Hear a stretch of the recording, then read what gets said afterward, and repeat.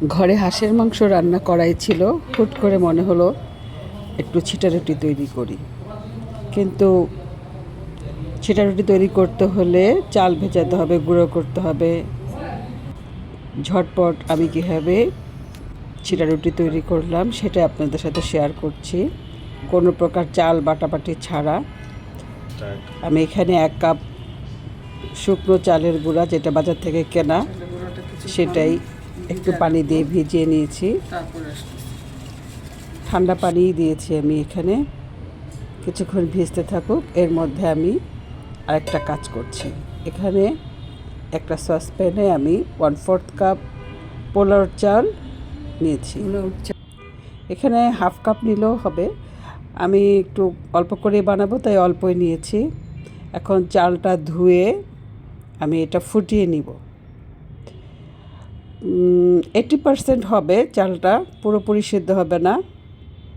এমন পর্যায়ে আমি চালটা সিদ্ধ করে নামিয়ে নিব, ঠান্ডা করে তারপরে ব্লেন্ড করে নিব। এটা আমার ইনস্ট্যান্ট মাথায় বুদ্ধি আসলো যে চালের গুঁড়া আমি ভেজাতে পারছি না, সময়ের হঠাৎ করেই খেতে ইচ্ছে করছে, সময়ও কম, তাই ভাবলাম যে চালটা একটু ফুটিয়ে নিই। তাই এই তো চালটা আমার প্রায় 80% কুক হয়ে গেছে। আর গরম পানিটা আমি আলাদা করে রেখেছি, এটা আবার ওই চালের গুঁড়ার সাথে মিশিয়ে দিব পরে। এখন এই চালটা ব্লেন্ডারে আমি ব্লেন্ড করে নিয়েছি।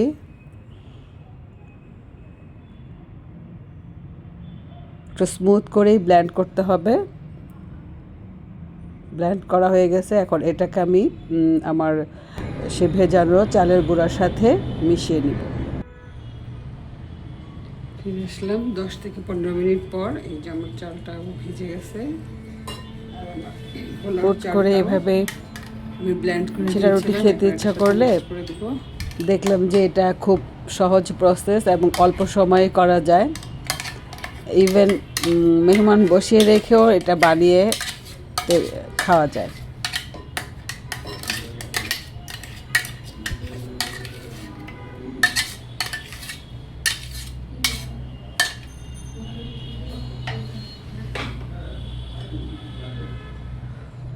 আর দিব 2 টেবিল চামচ ময়দা, আটা, সাদা আটা, ময়দা মনে হয় এটা, ময়দা।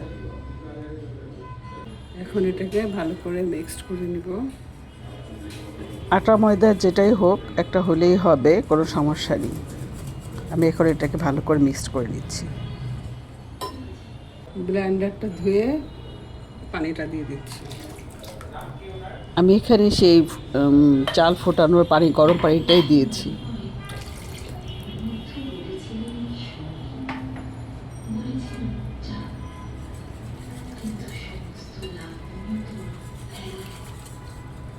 ভালো করে মিক্সড করে নিচ্ছি, যেন কোনো লাম্পস না থাকে। এখন এখানে একটা ডিম দিয়ে দিব।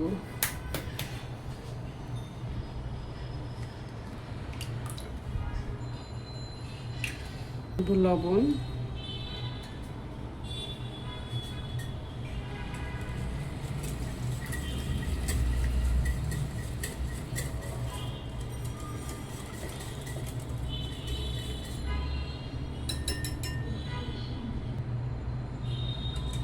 একটু মিশিয়ে নিব ভালো করে, যেন কোনো লাম্পস না থাকে। ডিমটা যেন ভালো করে মিশে যায়।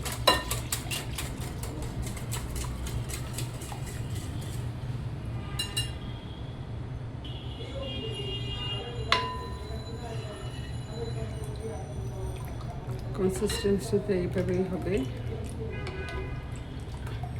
গোলার ঘনত্বটা এরকম পাতলাই হবে, তা না হলে ছিটা ছিটা ইয়াটা আসবে না। তাই আমি গোলাটা একটু পাতলা করে নিয়েছি।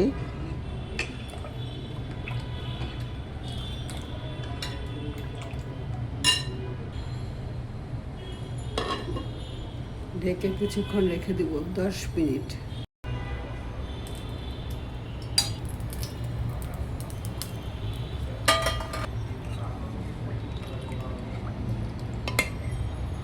দিয়ে দিব এটাতে।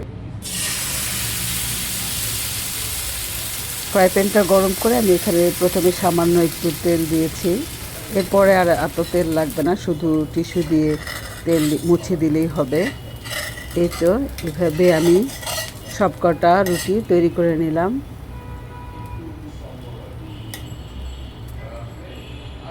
আপনাদের যদি হুট করে ছেঁড়া রুটি খেতে ইচ্ছে করে, আমার এই কৌশলটা একবার ট্রাই করে দেখতে পারেন। আশা করি নিরাশ হবেন না। এই তো আমার সবকটা রুটি হয়ে গেছে। এখন আমি হাঁসের মাংসের সাথে এটা পরিবেশন করে দেখাচ্ছি।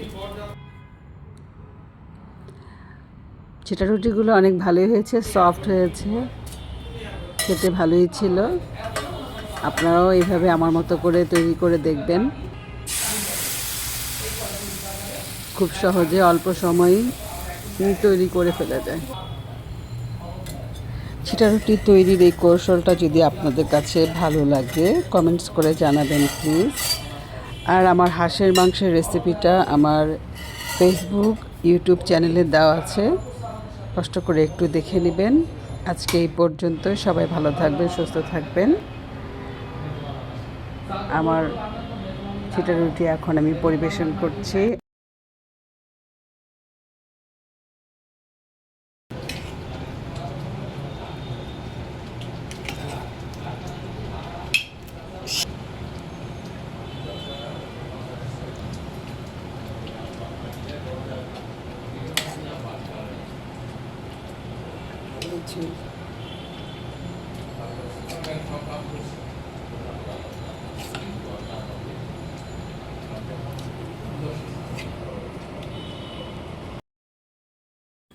আমার ভিডিওটা যদি আপনাদের কাছে ভালো লাগে, প্লিজ লাইক, শেয়ার, কমেন্টস করে আমার পাশে থাকবেন।